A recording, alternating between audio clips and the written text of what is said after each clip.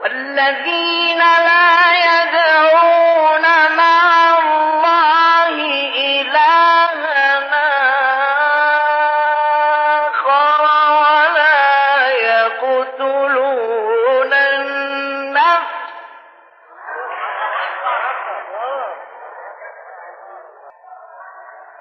ولا يقتلون النفس التي حرم الله إلا بالحق ولا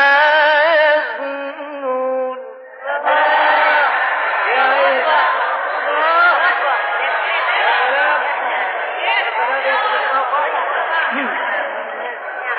ومن يفعل ذلك يلقى أثاما يضاعف له العذاب